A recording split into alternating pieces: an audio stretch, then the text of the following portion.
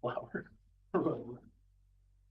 Flower and Lord. Yeah. Yeah. Recording in progress. Okay, here we go. Welcome everybody to the January 23rd Special Regional Board meeting. Call it to order, and we have an agenda in front of us. And to my knowledge, there are no changes to the agenda, so would somebody like to move said agenda? Director Gisborne and Director Southcott, thank you. All in favor? None opposed? Motion carries. New business. The whole purpose of this meeting was it was requested by our MLA, Randene Neill, and I think we'll at this point we'll invite Randene to come up to the desk and join us. Very official. Thank you. And hi, Sandy, as well. You sit in the middle. You sit in the middle, then she gets to sit. Okay. Hi, Randene. Yeah, I'm being nervous. So the whole purpose of this meeting is to get together with you, so I'm gonna let you take off, and if you have any comments or issues you want to bring up, and then I have one or two things I'd like to address, and then we'll open it up to the rest of the board if they have any comments. So Great. Take it away. Thank you. I don't have any official things to talk to you about, just again to reiterate that I really value the time that we do have in these meetings and outside of these meetings as well to discuss issues that are important to this area, this region, and to get that as well, and to let you know that again I'm here to support you. We hopefully will, and I wish I could say more, but I can't, have an update for you soon on the CER's kind of next steps in terms of the extension of the PREI license.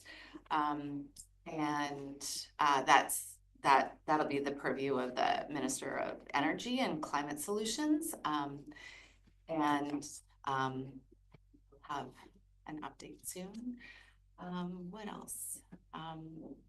I know that we're working together. I was just up in Prince George at the National Resource Forum. I just got back last night. Fingers crossed I'm not going to get sick from shaking 1,700 hands, but I did talk to the Energy Minister and the Jobs and Economic Growth Minister, inviting him to set up a meeting with us to kind of talk about the potential and the possibilities for T-Squat and other areas, so we can get that rolling. I'll reach out to his office and kind of set up a plan for that. Yeah, I think that's it. I just want to hear how you're doing. You know, Cindy was mentioning the meeting last night and the challenges there. So anything that I can do towards that capacity. Okay, well, instead of me launching off into my issues first, maybe I'll open it up to the rest of the board and then I'll follow up when they're done. So I see Director McCormick has her hand up. Thank you very much, Chair. And Randene, it's so nice to see you. It's great that you're having these meetings. I don't recall ever having a meeting like this with your predecessor. So I really applaud you for making the effort to get out and connect with us. It's really, really valuable. So thank you for that. My question is about improvement districts. And I know this was raised at the last time that we spoke together. And I believe you indicated an interest at that time in following through. The conundrum, the catch-22, is that they have no access to funding to upgrade the water systems. And when they fail, if and when they do fail, according to the current provincial policy, then they end up in our laps, and improvement districts become part of the regional district, which then has to come up with the money to do the upgrade. So I guess, you know, my question is, how has your work proceeded on this issue? And would government consider, enabling improvement districts to access funding so they don't all become a huge burden on the local government? Thank you, Sandy. I really appreciate the question. What I have done thus far is we organized a meeting, and I wish I just one meeting so far because it's hard getting ministers together, but the Minister of Health attended, Josie Osborne, the Minister of Housing attended, Christine Boyle, and the Minister of State for Rural Communities, Brittany Anderson attended, and all of their staff, specifically not around improvement districts per se, but it was a large part of the conversation, but really more around what can we do? What's our plan? Let's get proactive in developing a plan for all this water infrastructure. We're looking, I had my team do a preliminary estimate of how much of an issue we're looking at here. And just from a super quick scan, we're looking at about $2.3 billion to address all of the water infrastructure issues across the province. And I'm guessing it's going to be much higher than that. So I wanted we had an hour-long meeting just to sit down and say, this is an issue, this is a problem, and we need to start really addressing it in a fulsome way.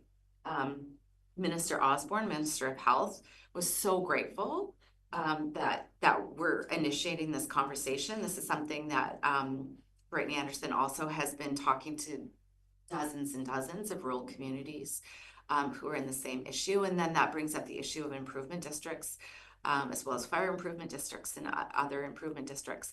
So the conversation has started. We need to keep working, and I need to keep pushing to ensure that that remains on the agenda and that we start looking at really good solutions.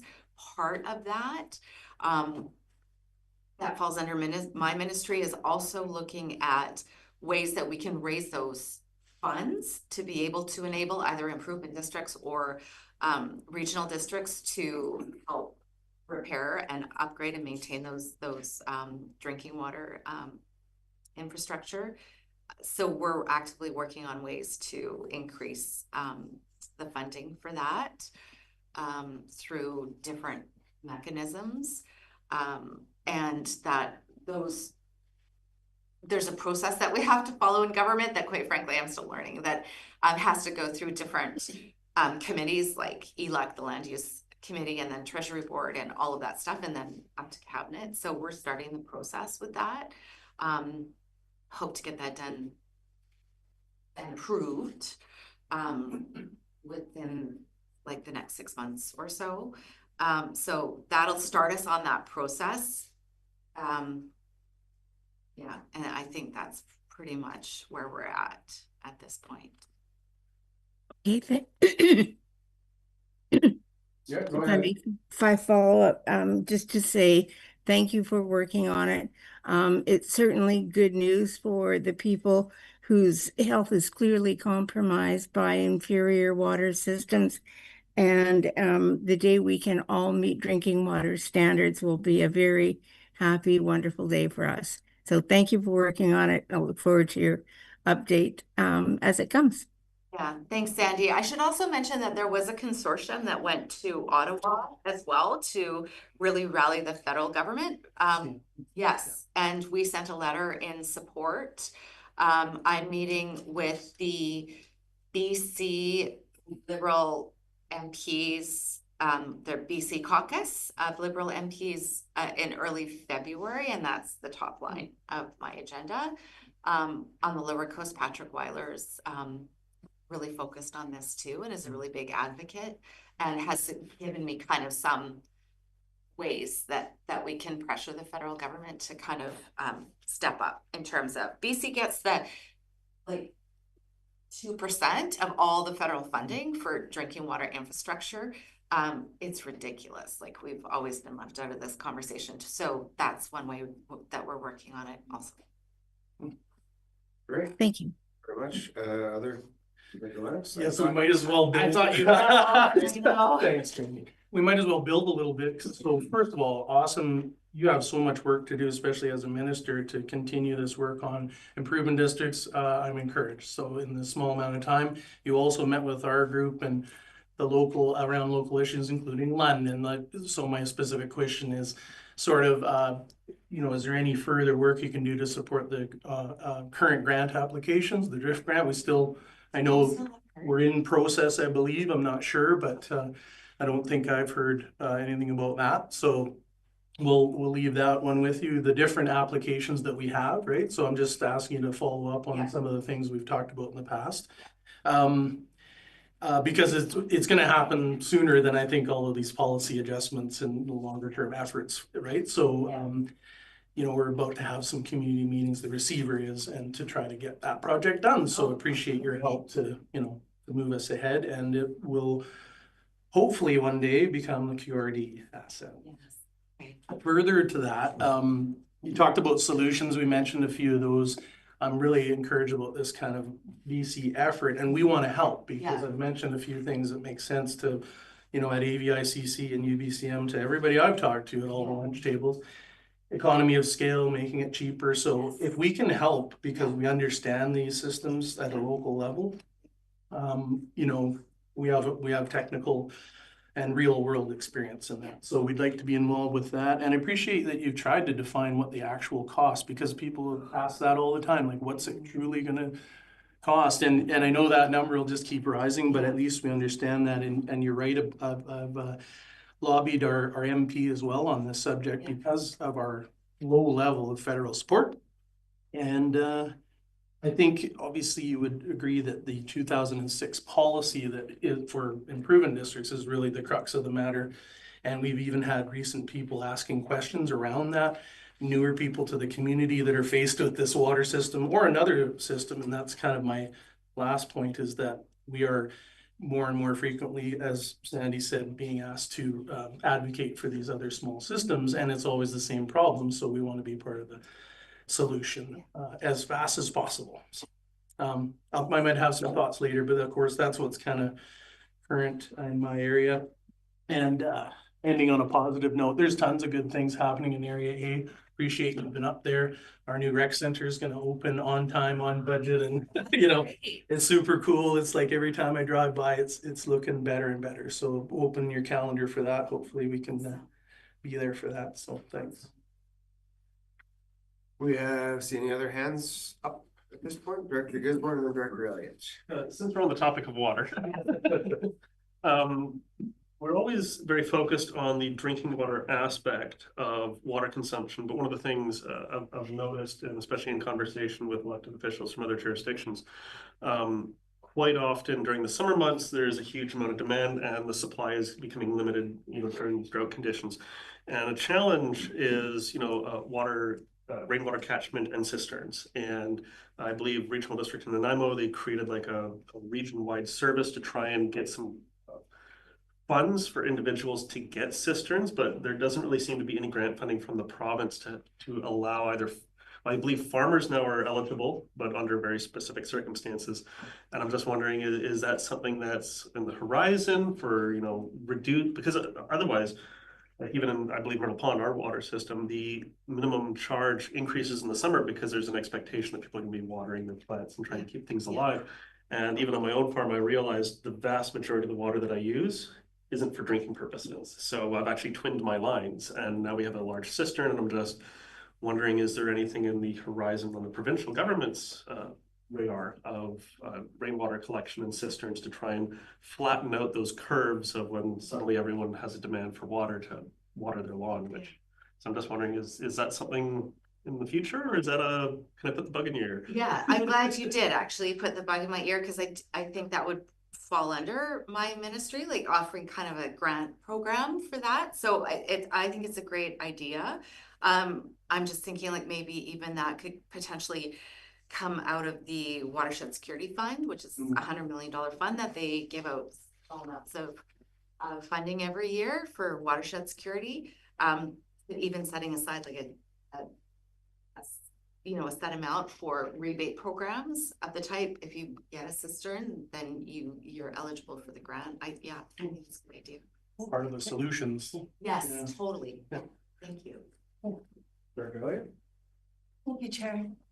I just wanted to start by some thank yous to yourself for the province. And the first thank you is thank you so much for coming here and actually suggesting it to us. And I think that's amazing. And I know the energy that you're putting into your job, and I want to tell you, like, we really appreciate it. My second thank you is to the province in general. The new building on Barnett is coming online in the next couple of months. It's very much needed in our community, and we had a few delays along the way, but thank you to the province for moving on that so fast once we had everything in place.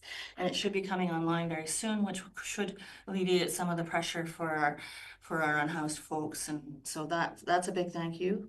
And my third thank you is for your personal support to all of the process we've put into the PREI issue so far. And I know that our chair probably has that on his list of stuff, so I just wanted to provide a thank you there. I'll leave that conversation for later. The questions I kind of thought I might ask for feedback on was the two of us touched base at UBCM. I talked about a couple of initiatives and I wondered where we're at with those. And specifically, we talked about the expansion of our community forest area. And from the province, we were hoping to have a biofuels survey done within our TSA to assist with anybody who is trying to make business plans that might be part of that. And other TSAs have them and we do not. And then the new and emerging issue, of course, was at our UBCM, and we all had a sit down with lawyers to learn about the new court decisions that is about reconciliation.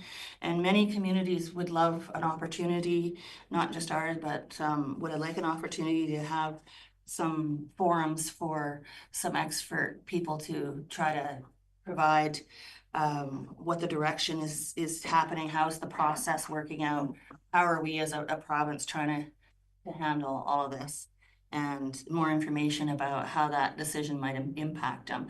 We're a treaty area, so some of the advice is mostly about non-treaty areas, and so some avenue for the province to support that in our community, I think would be welcome. And I think that one of the most primary things that's absolutely going to support our community is obviously all of the work we are going to collectively in the region put into the PREI issue. And I think it's no surprise that all of us have been advocating for quite some time for some kind of way to benefit directly from that resource now that it's not supporting actual industry within our community. And so that's just, I'll leave it there and let you. Thank you, Cindy. UBC and the expansion of the community forest, I remember that discussion. The forest ministry did recently pass kind of, forget what it's called. They honestly have so many advisory groups right now, it's bananas, but I forget, it was done in tandem with BCTS. So as part of that, they are expanding community forests. So I will reach out and put the plug in for an expansion of the community forest up here. I also, and I don't know if what you guys think about it, right now, community forests can't bid on BCTS auctions, and I'm suggesting that they should be allowed to, because that's going to bring even more money into a community. And also the community force has a relationship with the community that BCTS doesn't necessarily have. And I'm mostly thinking of the Lower Coast where everybody hates BCTS. I heard that from Ravi. Yeah. So like allowing that expansion and that ability to be able to bid on BCTS auctions, and also expanding the area that community forest can work in, is something that I have talked to him about several times. But I'll ask him for now a more specific update because I haven't talked to him. Okay, so just for your radar and knowledge, we've moved along in the process. They've submitted their public interest document, and what the decision is going to boil down to is whether we can take AAC we've purchased from another company which is leaving the area and bring it into an area-based license. and have an area that is different than the operating area of the current license. Yeah. And so that the transfer of AAC based to area based Yeah. would be a decision of the ministry, I believe, or maybe an ordering council, I'm not sure. And that's the decision that's going to be before the province for expansion of our forest. And that's what we're hoping to get political support for. I'll probably follow up with you on that, just to make sure I get it right, and then I will definitely reach out next week. Thank you. Yeah. And when you follow up with me, would it be okay for me to bring the president of the community? Yes, absolutely. I haven't met community forests up here yet, so I would love to. Okay. So yeah. Thank you. Yeah, thanks. Director Southcott, is that your hand up? Thank you. Love the atmosphere you bring into rooms when you come into places. And so See you guys every day. Maybe not. Yeah, they're good. Fine, Rob. it's the connections between us that really foster the best work from the ground level right up. This is my experience. Yeah. Some of our friends end up to be ministers. And you know, we always love to leverage that substance that we have between us, but you're just such an epitome of how that works. And so I just really thank you personally. So I've got a real grassroots question for you, and it doesn't have anything necessarily to do with your ministry. Yesterday, I think it was yesterday, the day before, I'm pretty sure it was all council, received a letter from the manager, fairly new manager of our town center mall, asking if there wasn't something we could do to pressure the province, basically, on supports for the crack pipes and needles that they find in their washroom out there. And, you know, underlying that with the comment that in the past year they've spent a lot of money on security for the mall itself, but also a number of the businesses have employed their own personal security. I don't think that it's any mystery that this is part of the world that we're living in right now, but the people are trying to the business owners are trying to figure this out. I personally have always approached most of the situations that I'm in by trying to figure out how can we solve this. And when we come up with something, often government then will help, right? Totally. This is what I found seems to work best over the years. Even when I did work for the province for quite a while, BC Ambulance, and I was a chief for 10 years here. So the isolation gave me, parenthetically, gave me the option, whether it wasn't explicitly given to me, to innovate. And so I'm wondering if you, in your networking across communities, have come across any ideas where communities have come up with strategies or approaches. I suspect it's just networking between people and, you know, getting people to work together here and realize we have to create some new solutions to handle this problem that really has emerged over the past decade, I think, you know, outside of downtown Vancouver. And I did work down there for about 12 years with paramedics. I'm pretty familiar with then. It's way worse than now.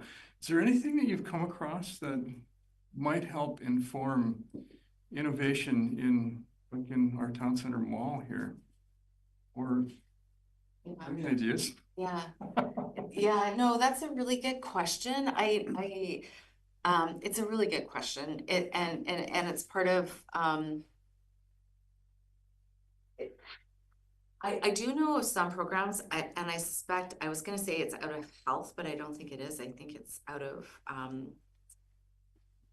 policing budget, like provincial money transferred to the policing budget to have kind of these, street teams that go in and just do clean up areas, and then also try to build relationships with the people who are leaving that paraphernalia behind. But I don't know, I would have to look into it more, Rob, about where that money comes from and what the type of work it is that we do. I'm just trying to think if there's any like other groups that have kind of taken the lead on their own as well to be able to kind of do that work. I'm kind of twigging memories of community, like I said, the downtown east side is an amazing community Yeah. of integration between those in need and those who are providing social supports, Yeah. who are often veterans of being in the need Yeah. positions. Yeah. But I think so the needle exchange idea from over 20 years ago, early 2000s or late 1990s, that I saw working, it could be a model as well. Thank you. Yeah, no, when I worked at the new St. Paul's Hospital, I worked in the current St. Paul's Hospital, and they had these peer support workers who were workers with lived experience that literally their job was to spend time just visiting people who lived on the streets or were unhoused and doing cleanups and all of that, mostly to make sure nobody had died, but also to offer support. And Providence Healthcare is a world leader in that type of work. Yeah, that's partly why I work downtown, because I loved St. Paul. Yeah, exactly. Just what they were so open to innovating. They tried some really radical things. Yeah, some of which we were involved in. Yeah. So maybe it wouldn't hurt maybe to reach out to Providence and just see if there's any kind of good programs that they have that could work in communities that they are not in, but could translate to those communities. Well, obviously this is not a high priority on your list, but this is something that I'm thinking I or others, because there's already some resources here. You're sort of triggering, how do we bring these things together, the question, and I think that there's some definite possibilities here. Our community, I think, is looking, there's a number of us who are looking to figure out how can we actually do this. Yeah. Thank you. Yeah, no, thank you. And Tracy and I can do some research into it too. And sorry, Cindy, I'll follow up on the biofuels survey with you as well. I didn't mention that. And then opportunity for forums about recent court decisions. I think that's great. Though a few ratepayers have asked me to come and speak to a invite only group on February 6th, I think. So I'm gonna go do that for an hour. Okay, great.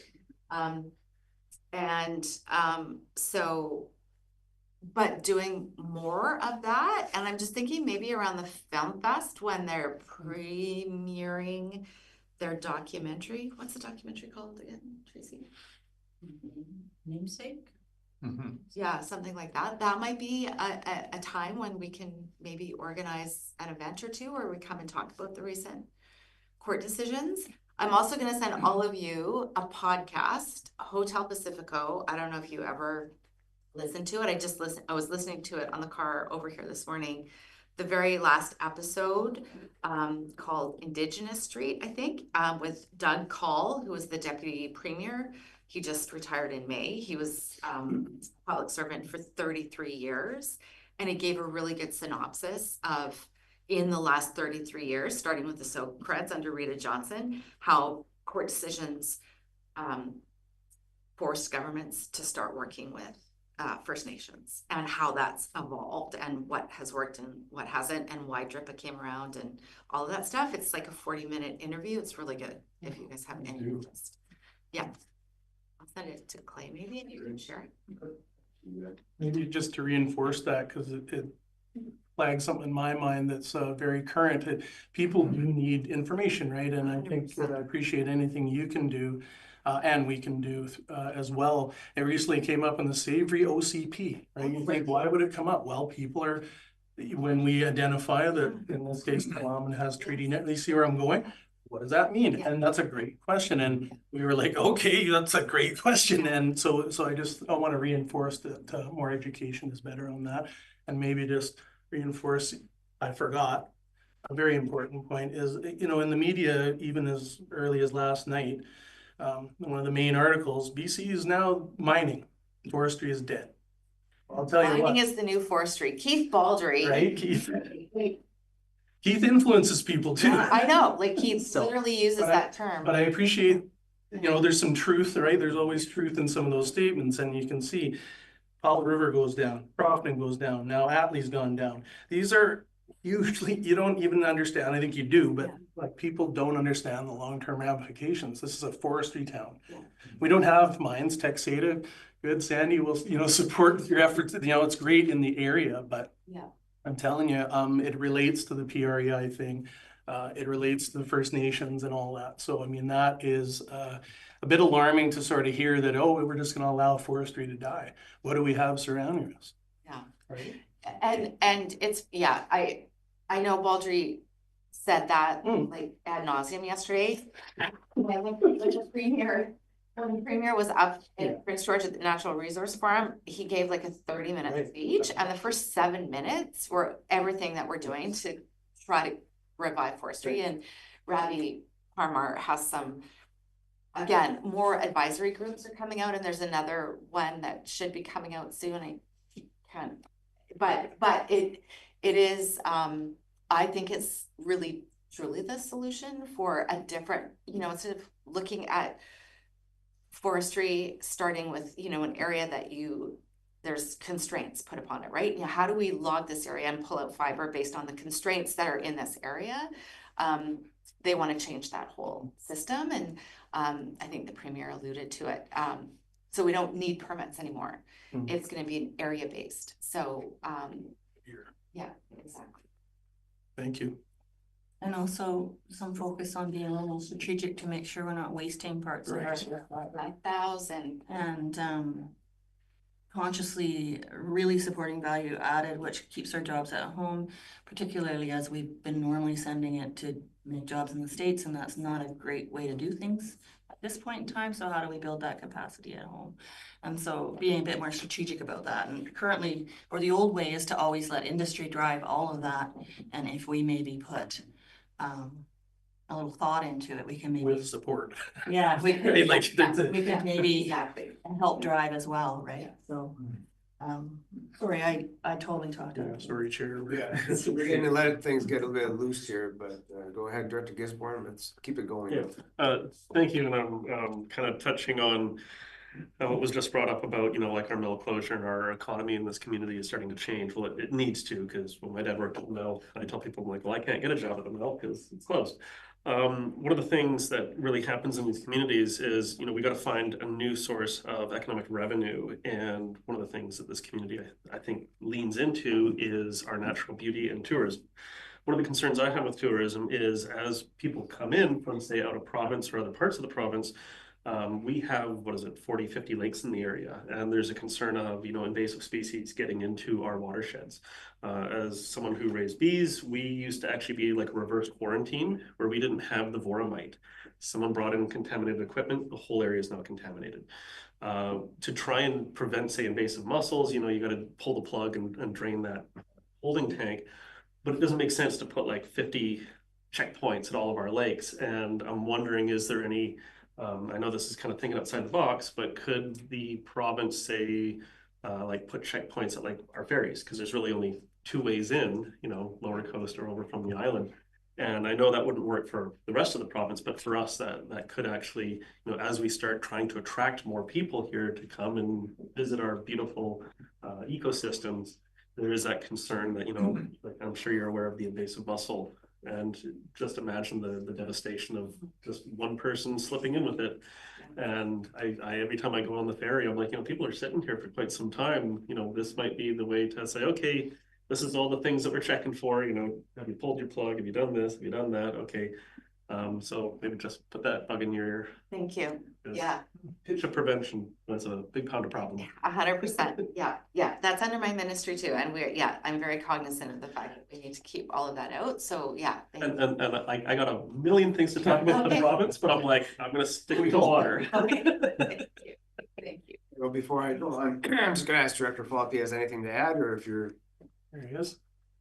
Well, I'll first say hi and thank you for coming to us, and apologies for being a few minutes late. I had trouble finding the link. I just want to mention a couple things maybe before we move on. I as you know, we have our MLA Stephanie Higginson's for Lasqueti and our MP Gord John, so we're kind of separate. Yeah, they're both really great. On the topic of reconciliation, I think the comment about shifting away from the struggling forest industry, I actually think is an opportunity for some reconciliation to happen because of through forest landscape planning.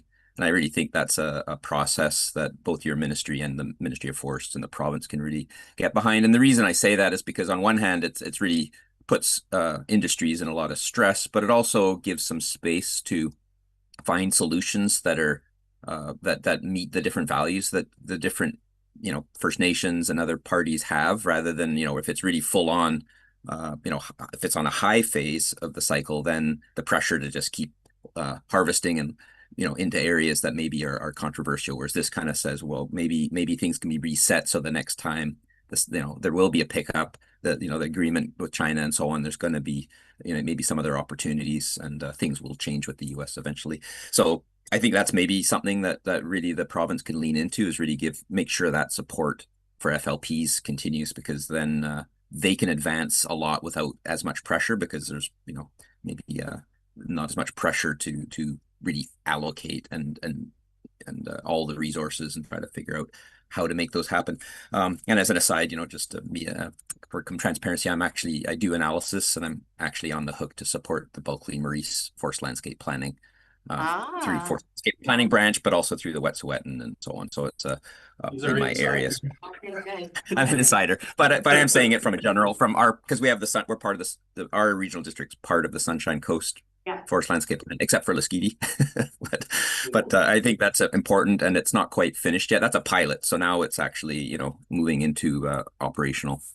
And I guess on the reconciliation, the Cowichan judgment, the ruling was mentioned, and I think I agree with more information, and to inform myself, because it comes up everywhere. I think every community, people are saying things, some of them more informed, a lot of it not very informed. I actually took it on myself to read over Christmas. I had to relax. I read the whole ruling, 800 pages or 799 pages. It kind of draws you in. It's actually really, if you really want to, it's huge, 3,500 paragraphs. Maybe it's because I'm a technical oriented person, but it's really useful because you get all of the background, what you had mentioned about the other rulings, what the Silcotin ruling mean, what the Delgamuukw ruling means, what all these other rulings mean, but also the specifics of that case. And then you can it's so complicated, but actually when you understand it, and I think I do a lot better now, you can actually contextualize and understand where it's likely to have impact, when it's likely to have impact, and the appeal process and all this. So I think that's really useful, and to help people understand that will help take some of the edge off of it in communities, because in my view, most places, most of the time, it won't really have any impact, at least for a long time. Some places, some of the time, it might. And so it's it's not that it's not precedent setting. It certainly is, but it's not evenly playing out. So and the last thing I just mentioned, just so as a heads up, and I'm not going to make any ask, but on Lasqueti, the big provincial stressor is our ferry, and in particular, so our ferry is served by Western Pacific Marine, and sometimes it's better, sometimes it's worse. Where I'm on the ferry committee, and we sometimes struggle to get things happening, and it's on contract with BC Ferries, which is funded through the province, through the ministry, so not your ministry, but it's kind of this articulated process, which is challenging because BC Ferries doesn't want to deal with us. Western Pacific Marine doesn't meet their contract all the time, and Ministry of Transportation doesn't want to deal with it because they say BC Ferries is the contractor holder. So it's kind of awkward. But that's a general situation. The real concern right now is the fact that the province took away the contract for Western Pacific Marine to build the Kootenay Lake Ferry, set $60 million contract. And then now there's a lawsuit that was launched just a couple of weeks ago against Western Pacific Marine by a subcontractor for $6 million. So our concern, that's neither here nor there, other than the fact we're worried, and our concern is, what if Western Pacific Marine goes insolvent, and what happens to the ferry service? Because the ferry is owned, if they go into receivership, the ferry gets held in that, and who knows whether that can even be operated. So we're kind of trying to seek what, we're going to be reaching out to the province to try to say, some proactive action should be taken so that the ferry doesn't get locked up in some sort of receivership thing, dealing with, with creditors and so on. If that happened, and it's not a low likelihood, it seems like it's a moderate risk or maybe even high risk. So, if the province, if they're, we're going to reach out, and I guess just a heads up that's what we're trying to do from Lasqueti to try to see if the province might do something to make sure, if that happened, there could be found another operator and that ferry would still be able to be used while the receivership, who knows? But what we're worried about is that things would just stop and then our ferry service is completely out. So yeah, it's not really a question, but I'm happy to hear any comments on it. But, Yeah, thanks, Andrew, for all of that. Yeah, I mean, my suggestion would be if, because it's steps riding, I'd be happy if she kind of wanted to try and organize a meeting with MOTT and you, and I would be happy to join to just advocate for solutions solving, looking at proactive solutions before the worst case scenario happens. So I'm happy to advocate for that in any way I can. Yeah, ferries I'll leave it there, but I can reach out to staff too and see if there's something that we can kind of work on to be proactive on solutions there. Couple of other things, forest landscape plans. Yes, the first one has just been completed up the Guatney land use plan in Namgay's territory on the North Island, Alert Bay, and Port McNeill. I was up there last week. They've done incredible work. I spent a couple hours with Western Forest Product guys who are kind of behind that. And even though there are fewer logs that will come out of that area, we're actually going to increase production by about 30%. And that's not going to help that just recent closure that came out yesterday or the day before, but it's really going to build on the sustainability and the values that area has. So that's a huge success story.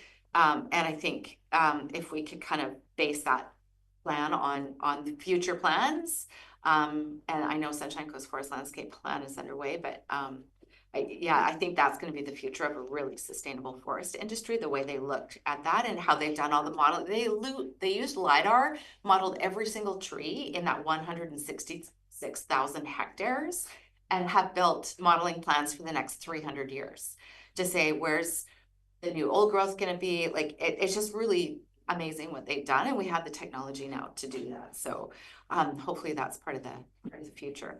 And if you read The Whole Cowichan Decision, I also recommend George Abbott's new book called Unceded, which is a history of First Nations in BC since the early 1800s. It's very dry. George Abbott is a very earnest guy, but it's excellent. The information is really excellent. And I think you'd get a lot out of that as well. Thank you. And Chair, if I might have just a brief follow-up, which is, I mean, first, Stephanie Higginson, MLA Higginson, we're in contact with, and we will continue. That's our main go-to because we vote for her. So then I just want to, and for sure she will reach to you. And also, as we're expressing some appreciation, on Lasqueti, we really appreciate when the MLAs and the MPs come to the island and having Stephanie Higginson and MP Gord Johns, they come to Lasqueti, and we're only 500 people, but they'll come on occasion. Stephanie's come a couple times, reached out before she got elected, after, so it's really great. And that then we can sit down, myself and one or both of the island's trustees, talk about our provincial issues, and maybe she can help us. So that's great. And I think, and just one other follow-up on the FLP, I'm also a transparency, I'm working on contract with Nanocolis First Group of First Nations partnership on they call it an integrated resource management plan, but it's basically to the province and FLP. It'll get converted to an FLP probably. And I guess the only issue really, and this maybe relates to the community forest, but one of the issues that has come up repeatedly is the stumpage system, and our stumpage system, and maybe this is something your ministry might take a role in advocating for changes to the stumpage system. And the reason it's a problem is because the stumpage system provides these incentives. It does this weird, I won't get into the details, but it does this weird, it's super complicated for one thing, and it does this weird thing where it incentivizes certain species, but not because of values and not because of objectives, but because of just what happened 6 months ago. And so what it has it causes these odd things where a solution that all parties in the commercial harvesters, Western Forest Products or the partnerships or the ecological conservation, it might be at odds. The stumpage system might provide incentives that are at odds with both of those, just because the stumpage might say you should maybe the stumpage is lower on these species types of these types of ecosystems, just because of some formula that's calculated that is contrary to economics. So it makes it more economic to go in there, even though it's not necessarily meeting, current economic objectives, but it also may be contrary to cultural and environmental objectives. So it adds this extra thing in, process in there that does not help. And I think it would be the same thing in community forest. So if that could be, that needs, in my mind, needs to be changed, at least where First Nations are involved, to change it so that the incentives, the incentives provided by, by stumpage, and that stumpage is used to incentivize sustainable harvesting that might help advance FLPs, help make industry both viable, but also, encourage the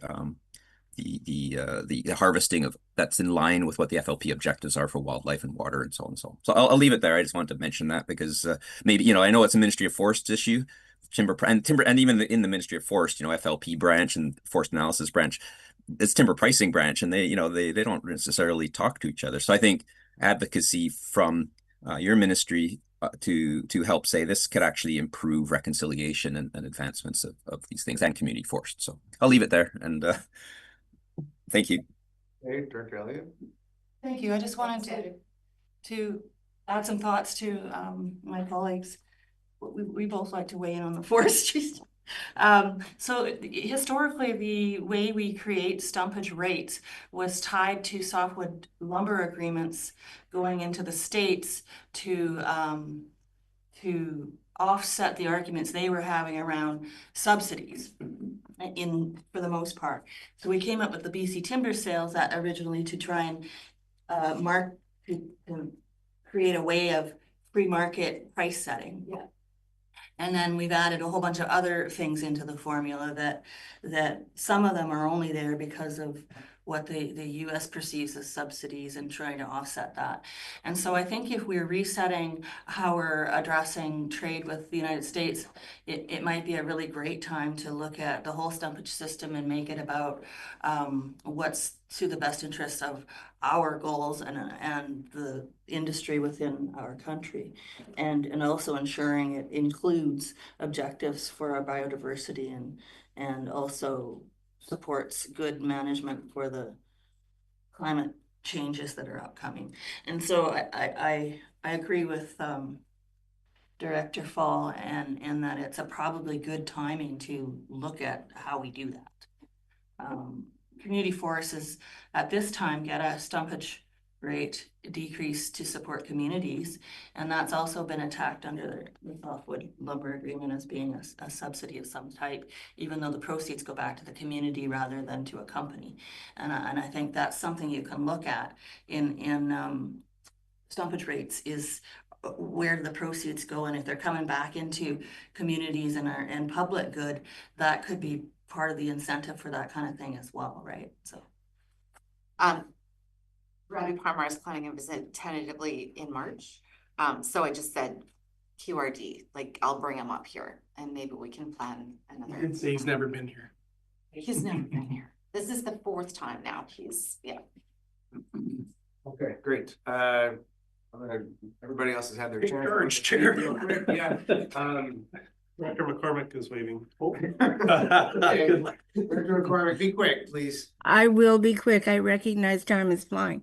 I can't leave without mentioning BC Ferries and how much the community misses having those ferry advisory committees. It was direct input for local governments as well as members of the community, and being able to share conversations around the many topics of, scheduling and all of those things.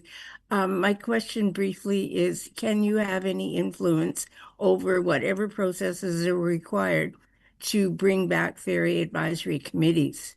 Yeah, great question, Sandy. The BC Ferry Authority is now up and running. They've come out with their report. I forget what it's called, something to do with sailing the coast or something. And that is something that they are, I don't think this is public, but they have told me they're actively contemplating that because that's the #1 ask that they're getting. So I have suggested that we need to bring that back. It was working so well up here. It's really a model, so they understand that. They understand the value of it. So I think I have a meeting with them in a couple weeks, so I'll bring it up again, but that's on their radar for sure. And that's the BC Ferry Authority. Their role is to be the voice for all of the people who use the ferries. So that's a big part of what they're looking at again. Thank you. Thank you very much. Okay, great. I had the drift grant on my radar. But Okay, good. Yeah. No, but I knew that Director Lennis was gonna talk about that. Yeah. PREI, we appreciate all the advocacy you can give us in these areas. But I'm gonna bring up the Heritage Conservation Act. And it's not that I'm not complaining about the desire to protect archaeological sites. That's all well and good. The problem that we're running into is when the contractors, the archaeologists, are taking advantage of the system. Yeah. And are charging incredible fees for their services. And the proposed changes to the HCA could potentially make the situation much, much more challenging than it already is. And it already is challenging. So the costs that they're charging both local governments and developers are really stifling economic development and causing taxes in the area to increase, preventing development, preventing improvements to the area from happening. I've got two recent examples here, which just sound, well, a bit crazy to me, but sometimes I live in the past. We had an excavation, so we're talking 0.6 meters diameter, 1.2 meters deep. This is not a big hole. It's for a concrete pedestal. And then there's a 2 to 3 meter trench along with it that's 1 meter by 0.6 meters. Yeah.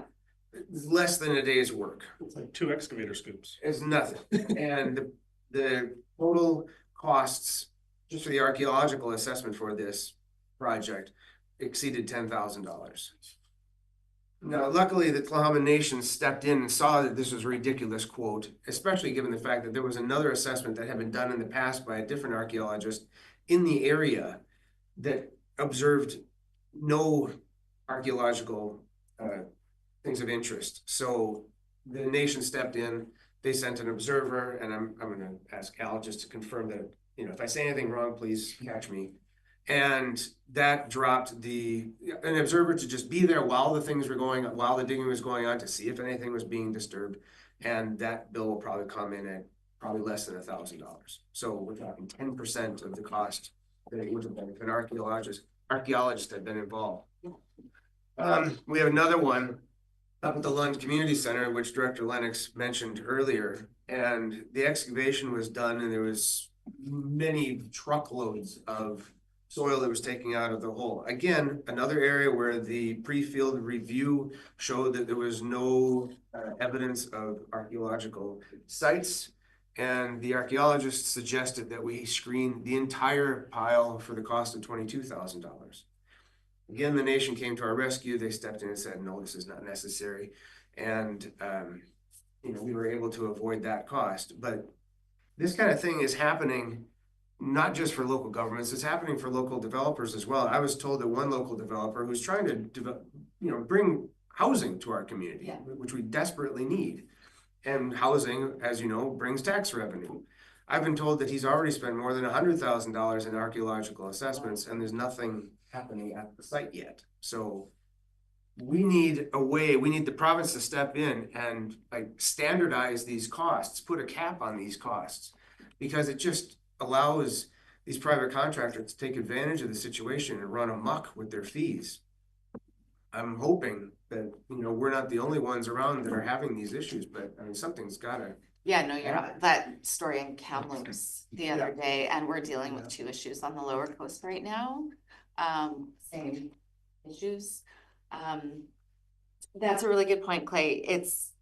I mean, the changes, the amendments to the Heritage Conservation Act are now on permanent pause because of the backlash and lack of kind of clarity on what it will actually mean. I talked to lots of businesses when I was up in PG and asked them what they thought about the pause, and we may never get amendments to the Heritage Conservation Act because it is such a not popular way to go to include those amendments. But you're exactly right. The cost of archaeology, like the archaeology assessments is ridiculous. And in many cases, especially on the lower coast, it's compounded by the fact that there's only one company that will do it for the entire lower Sunshine Coast. So that means months, if not years wait in some cases, which is also unacceptable. So That's a monopoly. yeah, so that has to change. We haven't been able to provide clarity, like clear guidelines and rules that everybody needs to follow to make this process quick, affordable, and transparent. Yeah, I mean, it kind of reminds me of medical system in the States where you hear about the hospitals just upcharging, Yeah. adding lab fees, adding x-rays, adding this, that, and the other thing to just drive the price up because they can. And we're facing the same thing here, that they're just adding things on that are unnecessary for the situation, and it's costing us tons of money and costing us development potential. Sure, I'm really glad you brought this up, because the real world tragedy that's gonna happen is these sites will not be reported. Yeah. And in an area like ours that doesn't have land use planning, Yes. people, yes. I've heard this, well, sorry, I mean, Regulation. regulation, sorry, I'm moving faster in my own head. People, I've heard it anecdotally and in passing comments, I'm not calling anybody. Of course. And that's a complete tragedy, right? So, you know, I think we gotta move the money is the money. Yeah. But the tragedy is like, we want people, we're about to educate people more on Savory about this, right? And I'm hearing it, but I don't like what I'm hearing. So the fastest we can move on that, the better. Too much focus on the stick, not enough carrot. Yeah. That's why people then just say, I'm not gonna tell anyone, because they don't see any It's true. economic incentive for themselves. CEO had a comment, then I'll go to Director Elliott. Yes, thank you, Chair. I think one of the concerns from our perspective is that there's no rationalization for these fees. And when put to the challenge or the test, they point to vague descriptors in the current act, i.e. the potential for. And they justify themselves in that regard. And that's what bothers us, because there's nothing concrete that we can say or that they can prove to us that this is what's going to justify all of these costs for all of this work. We have no problem doing the work. It's just that the costs are just astronomical. I think one of my managers told me that had we had taken on the $10,000 fee, it would have torpedoed the whole project in itself. Yeah. There's a greater cost than the entire project. Yeah. Yeah. And it's not only affecting us as local governments or developers trying to do things, it's also affecting the province. We've gotten a local one where you guys are gonna now, meaning the province is now gonna absorb, if they go through with the work, 180% increase from the original location. It's just unacceptable. We need to have something done there. Director Elliott? Thank you. So on this topic, we live in a province that has a lot of unceded territories, and there's a lot of the degree of need to protect archaeological resources to help people rebuild their histories and understand the past when they haven't been purview to their traditional method of doing that is the need for that is high. That's partly a governance issue, and what we need to do for our province is limit the liability that can be there. So there should be a certain amount that development is expected to pick up, but offloading all of the costs every time there's an archaeological find that could not possibly be known by developers or predicted in advance should be more of a governance thing. Okay, you found something, it's up to us to take care of that because we're the government and we're in, you know, the relationship with our Indigenous peoples and owe that responsibility. And putting all of that uncertainty on development peoples, individuals is part of the environment that everybody's trying to work here. And so there needs to be responsibility from the governments who are involved in that relationship at the higher levels to limit that risk for the people and take that on and say, okay, up to this point, it's your responsibility if you want to do something. Anything above that should be the government responsibility. The actual finding of stuff should transfer that cost over to the government and not be the liability of individuals with this crapshoot way we're doing things. And so, and that would be supported by Indigenous precedent laws about who's responsible for that relationship and the obligations that come out of that relationship. And so that's maybe something that might help you in when you move forward. Okay. And Canada specifically. Mhm. We appreciate you being here today. I don't know how much time you had originally allocated for this, but if we finish up in a minute and a half, we'll get you out of here in an hour. So, I guess we have questions here on the agenda. I don't know if there are any questions from anybody. The gallery. That loud guy over there. Well, give me a chance, I would never give it up.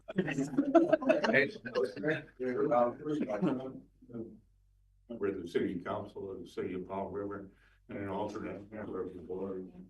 And I want to say that the 6 years I was on the board coming to all the meetings, you're the first MLA that I've seen come and open yourself up to asking questions.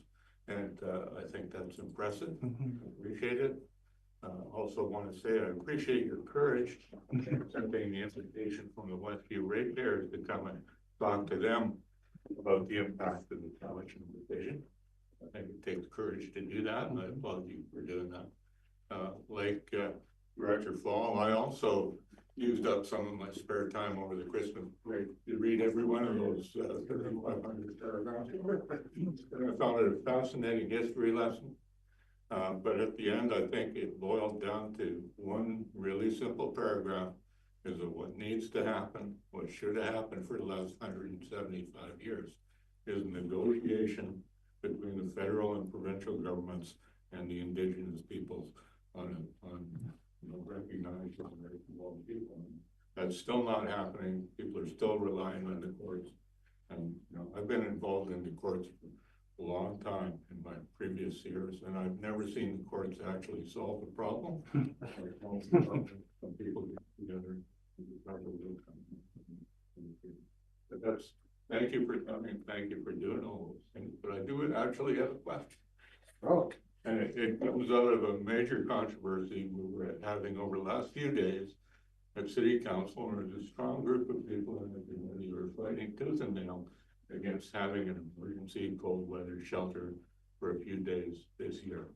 And what struck me in that is how many people actually blame the existence of a community service organization, Lift Community Services, who contracts with BC Housing to operate various facilities. How many people in the community deeply believe, from what they've found on Facebook and other people, that the fact that there is homelessness in the area, and in Powell River particularly, is caused by the community organizations that exist to help people that are in that situation?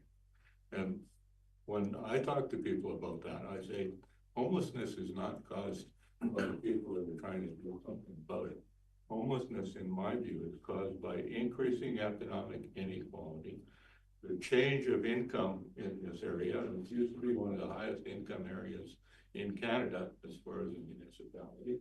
It's going the other way. It's becoming more and more inequality. The price of housing is to the point where many people agree with me that if they had to buy the house they're living in Powell River right now, they couldn't afford it. And that's causing, that's what I think. And I don't think it's impossible to solve. I think it's going to take federal government and the provincial government getting together and trying to do something to deal with income inequality. I'm just asking you to think about that, because it's causing a lot of trouble to the people that are trying to actually help folks that are in a homelessness situation by kind of blaming on the people who are doing something about it. Just a comment. I don't know what you might think about that. Thanks, George. I agree. I don't know there was an actual question in there. So I guess if there's a question is, well, no, it's okay. You said what you wanted to say. That's fine. Just what do we really need to accomplish? Doing something about the root cause of the homelessness which causes a need for shelter, which causes the need that Councillor Southcott's talking about street disorder and all of that stuff. What can we do about it? I think, I really believe we live in a society where, you know, I am not a doctor and I know we're over time, but you know, people are always going to have addictions, just like people will always have cancer, and we're working on treatments and prevention. But this problem, as you said, part of it is income inequalization, part of it is trauma. Most of the people who are unhoused and have substance use issues are older men. Like so it's we haven't treated their trauma, we haven't wrapped services around them the way they deserve. Even this problem will never go away. Like it just will never ever go away. So we need the services to support those who will always run into those issues. Just like people will always have diabetes or cancer. We need to support the underlying health issues behind it. And we'll always have a need for those services, I think. Thanks. I think we in the city appreciate the funding that we get from BC Housing and the efforts to try to do something about finding a place for people to live. Okay, thank you very much for your time today. Appreciate it. Question period is for the public, not for us. We have our We have our. Do this again. Yeah. Yeah. ask her afterwards if you want to, but that's up to you. So thank you very much for joining us today. Thank We you. really appreciate it. Thank you. Thank you all. And we have lots of follow-ups. Tracy and I are going to go back to the office and come up with a list, and then we're going to follow up on all those issues that you brought up and all the questions you brought up about funding. Great. Yeah. Then you got rid of the fog, like all of a sudden we're gonna have a nice sunny weekend here.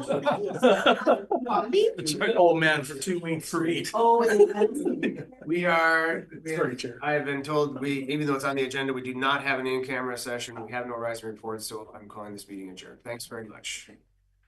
Do you have a few minutes? do we have a few?